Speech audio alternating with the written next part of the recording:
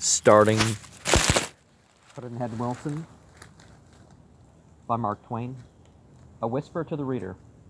There is no character, however good and fine, but it can be destroyed by ridicule, howsoever poor and witless. Observe the donkey, for instance. His character is about perfect. He is the choicest spirit among all the humbler animals. Yet see what ridicule has brought him to. Instead of feeling complimented when we are called a donkey, we are left in doubt. A person who is ignorant of legal matters is always liable to make mistakes when he tries to photograph a court scene with his pen. And so I was, not willing to let the law chapters in this book go to press without first subjecting them to rigid and exhausting revision and correction by a trained barrister, if that is what they are called.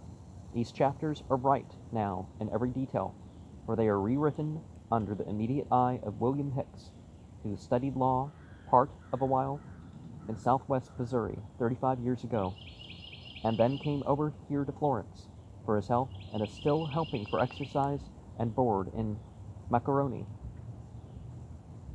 Vermicelli's horse feed shed, which is up the back alley as you turn around the corner out of the Piazza del Duomo, just beyond the house where that stone that Dante used to sit on 600 years ago is let into the wall, where he let on to be watching them build Giotto's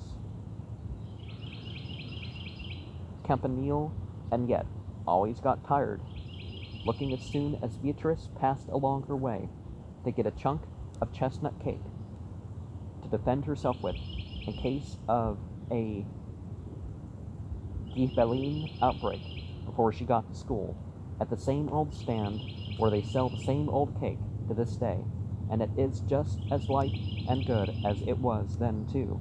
And this is not flattery, far from it. He was a little rusty on his law, but he rubbed up for this book, and those 2 or 3 legal chapters are right and straight now. He told me so himself, given under my hand this 2nd day of January 1893 at the Villa Viviani village of Citignago, 3 miles back of Florence on the hills, the same certainty affording the most charming view to be found on this planet, and with it the most dreamlike and enchanting sunsets to be found in any planets or even in any solar system, and given too in the swell room of the house, with busts of Caratani senators and other grandees of this line, looking approvingly down upon me as they used to look down upon Dante, and mutely asking me to adopt them into my family, which I do with pleasure, for my remotest ancestors are but spring chickens compared with these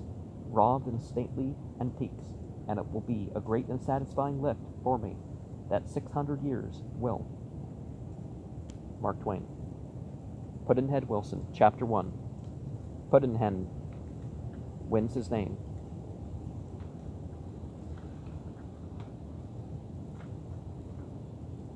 Tell the truth, our trump, but get the trick. Pudd'nhead Wilson's calendar. The scene of this chronicle is the town of Dawson's Landing on the Missouri side of the Mississippi, half a day's journey per steamboat, below St. Louis.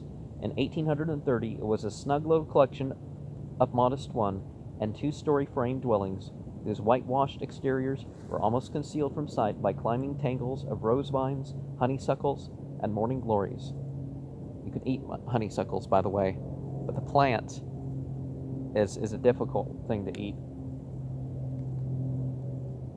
Each of these pretty homes had a garden in front, fenced with white paulings, and opulently stocked with hollyhocks, marigolds, touch-me-nots, prince feathers, and other old-fashioned flowers, while on the windowsills of the houses stood wooden boxes containing moss rose plants and terracotta pots in which grew a breed of geranium whose spread of intensely red blossoms accented the prevailing pink tint of the rose-clad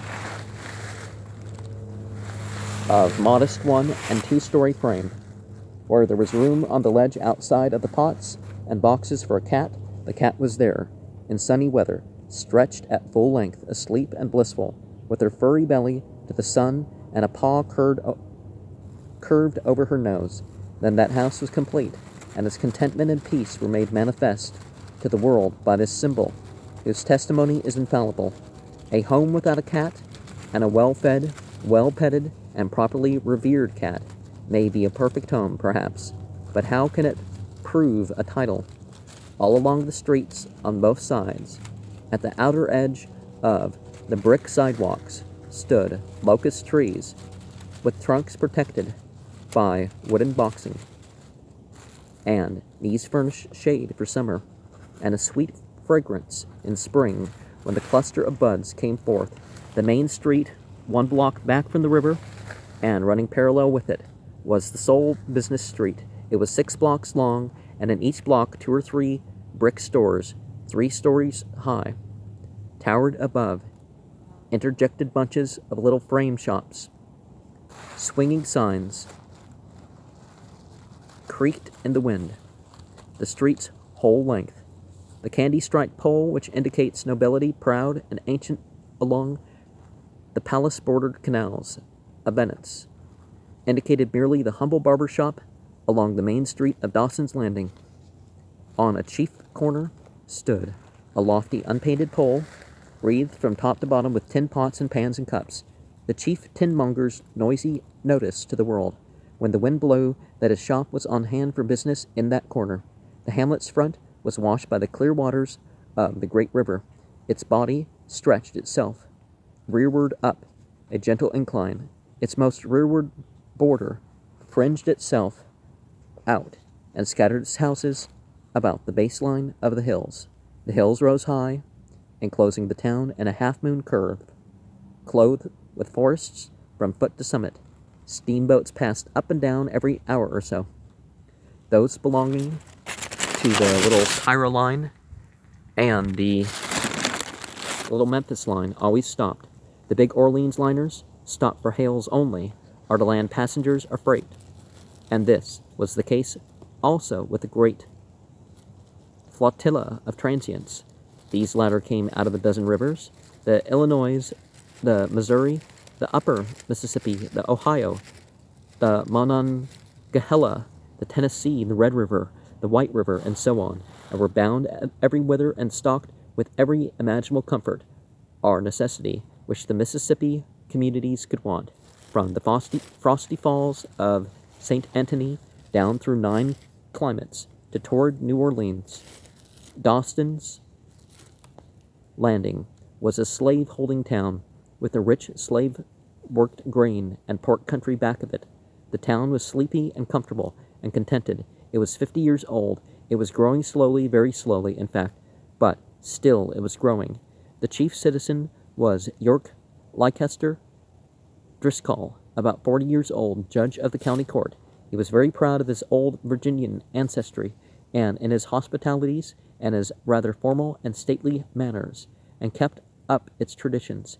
He was fine and just and generous. To be a gentleman without stain or blemish, was his only religion, and that to it he was always faithful. He was respected, esteemed, and beloved by all the community. He was well off and was gradually adding to his store. He and his wife were very nearly happy, but not quite, for they had no children.